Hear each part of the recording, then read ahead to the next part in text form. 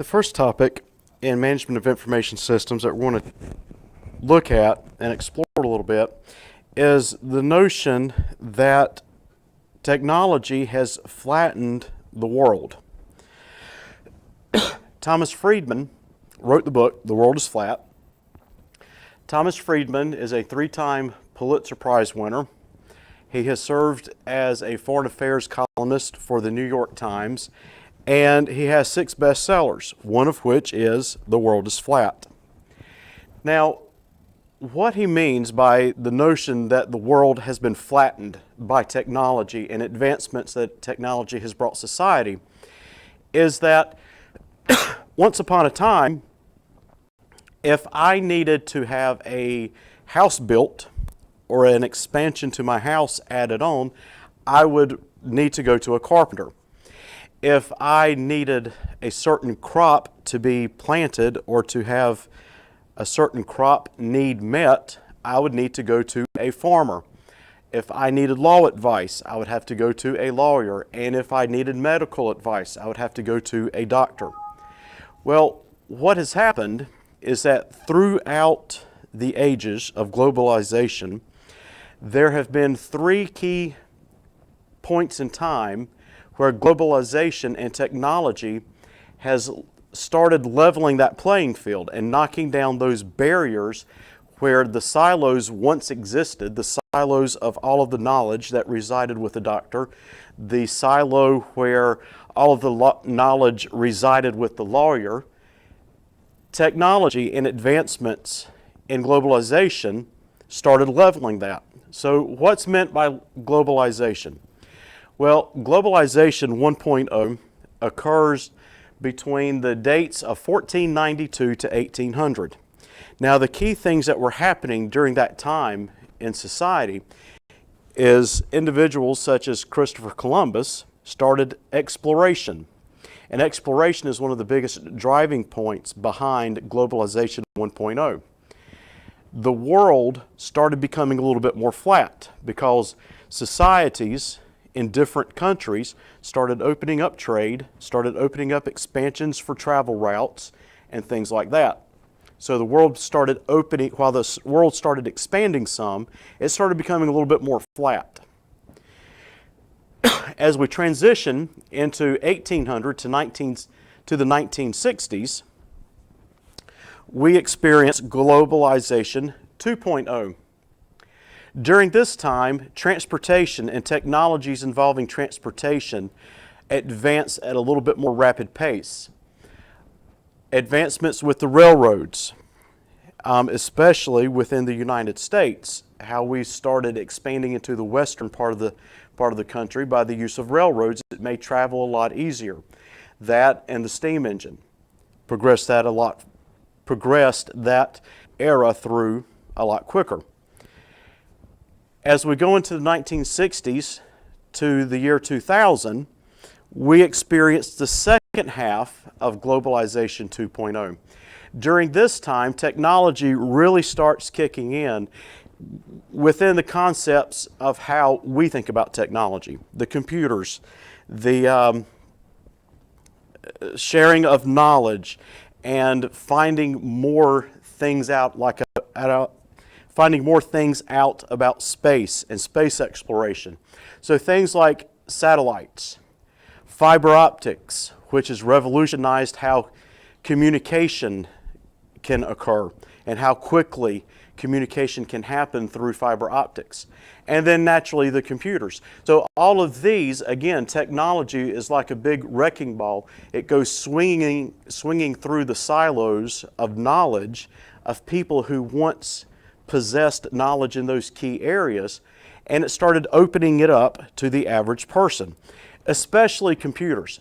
Because what happened there is that now Aunt Barbara can sit at home and use Print Shop, and she can now, in the 1980s, she can now sit there and create her own birthday cards and her own get well cards instead of having to go to Hallmark to buy them. So no longer does she have to go to that source of knowledge, such as Hallmark.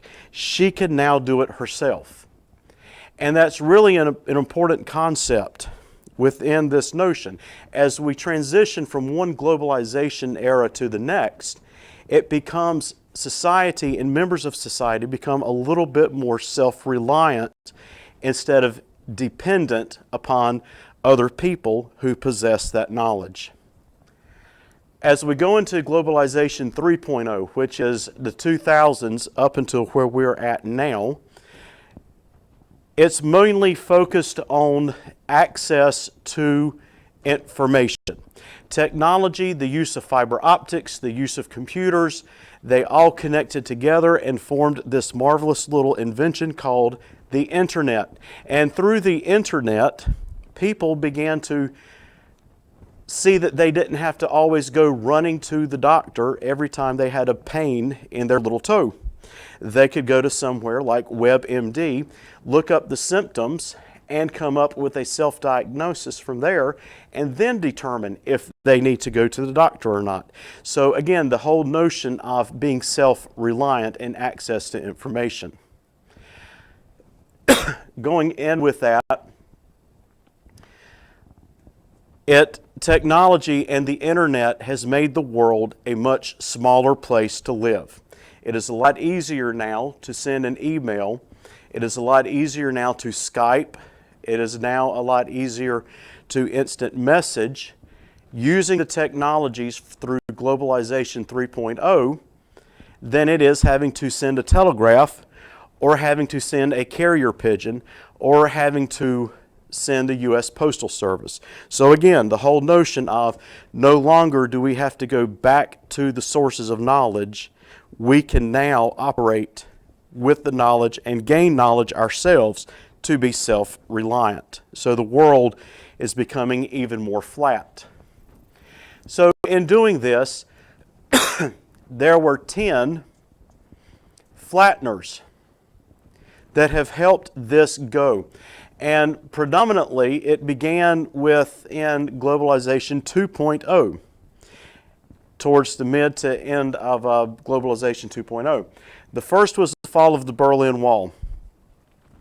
The fall of the Berlin Wall allowed for trade to start happening more freely within Europe. Germany had that big wall built through the middle, dividing the east from the west, and that hindered them from being able to carry out trade. So the Berlin Wall falls, and as a result, some years later, eventually what we now know as the European Union has formed. And so it kind of unified, and it made Europe a smaller place. So it helped in that flattening process. The second, Netscape.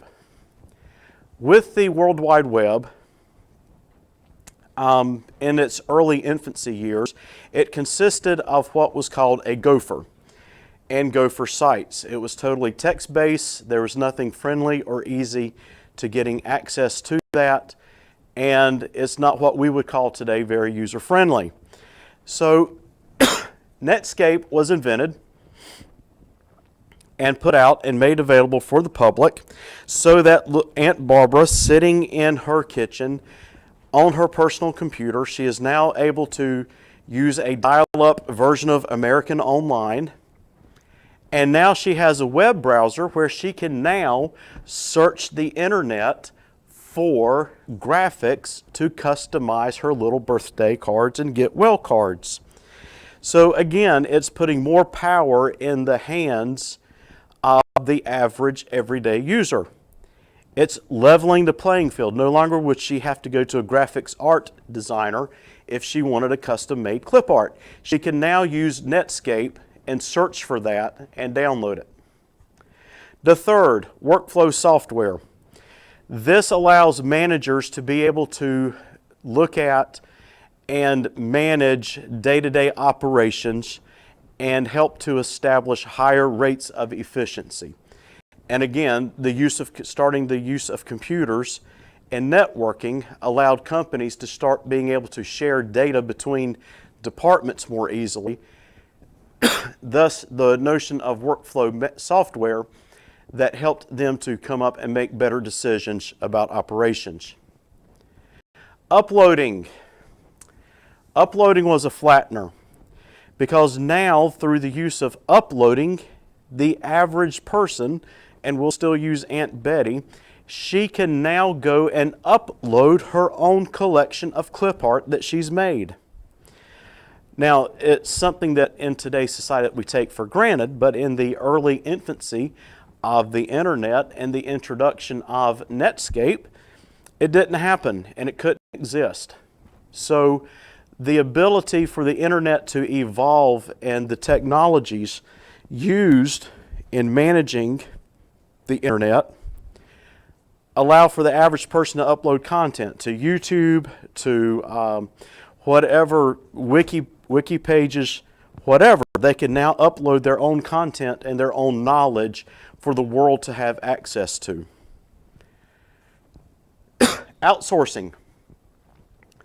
Outsourcing is the ability to use other resources in other countries, or even from other companies within the same country, to where you don't have to necessarily hire somebody full-time in order for a certain project to be completed. If I know that I have a need for a 6-month project and I'm not going to need that special talent beyond the 6 months, then I can outsource to another company. I can even outsource to someone in another country, thanks to the internet and technology, and have that 6-month project handled to where I don't have to type the resources of my staff to accomplish that project. Supply chaining, the ability to monitor your inventory without having to physically send Joe, Bob, and Jim off to the warehouse to do physical inventory counts.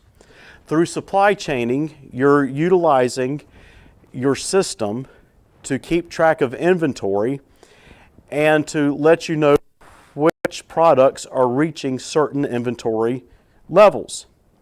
For example, if part of your manufacturing and operations process requires that you have at least 500 units of glue available in order to assemble your product, and you reach that 600 level mark in terms of quantity on hand, then supply chaining would allow for the system to say, okay, we've reached that threshold to where an order needs to be placed. So I'm going to go ahead and place the order and with the supplier so that operations can continue and we'll get the order and not be affected by a short supply.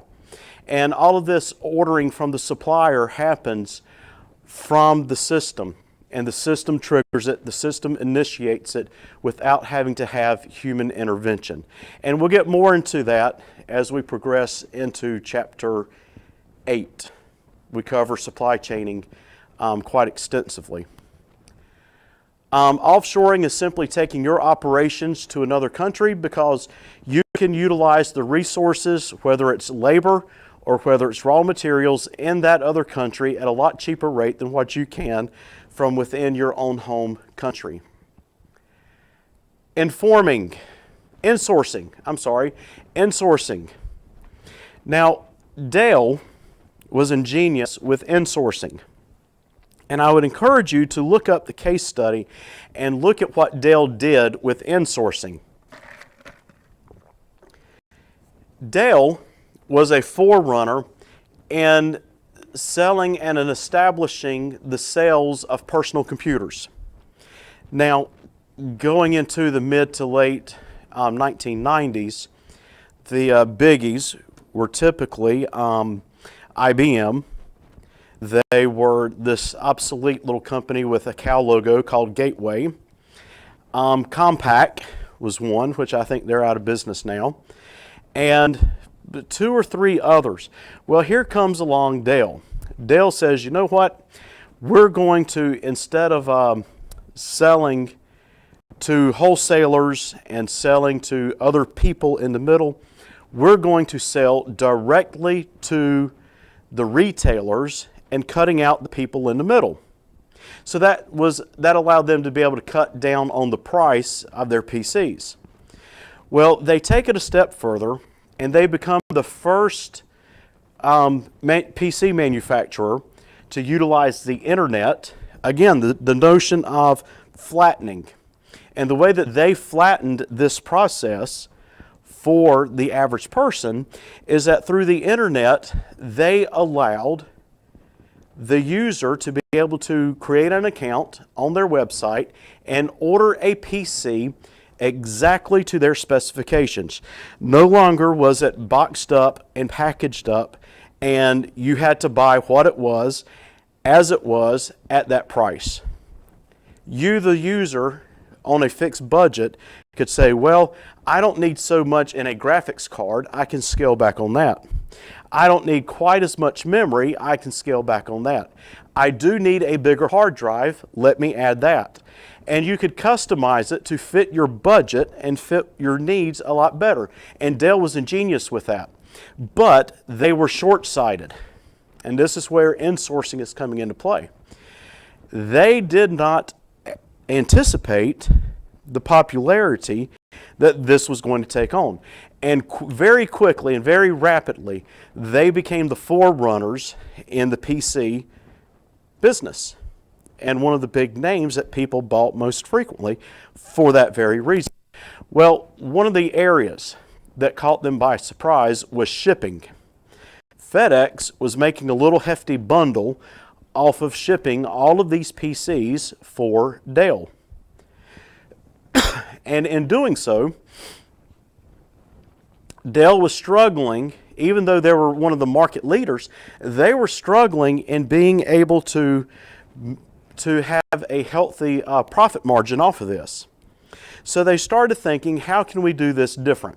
So Dell proposed to FedEx, we will buy X number of tractor trailers, and we will buy X number of tractors. Now they bought twice as many tractor trailers as they did the actual trucks, the actual tractors to haul them. And then we will buy enough drivers to drive that number of tractors. And so while one set was out being delivered, the other set was being loaded. So it was a good little flow.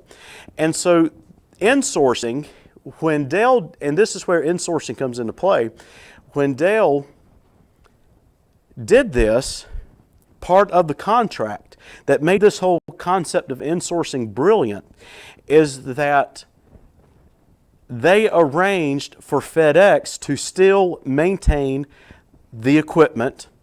The drivers were employees of FedEx. They were on FedEx's payroll. And they did everything there for Dell. The tractor trailers still carried the FedEx logos. And that's the notion behind insourcing. Even though they're using an outside, they purchased an outside resource, brought it in-house, and started using it that way. Neat little case study. I would encourage you to find it and read about it. Informing is simply that. You're able to use Google. You're able to use any of the other search engines to be able to search for whatever it is you're searching for. Anyone in any country, in any location with the internet has the same availability to the same information, to the same job opportunities, to the same education opportunities as you and I do. And then last, number 10, the steroids, which is predominantly the mobile devices and the little things that we carry around in our pockets that keep us connected to the internet at all times. So these are what the flatteners were,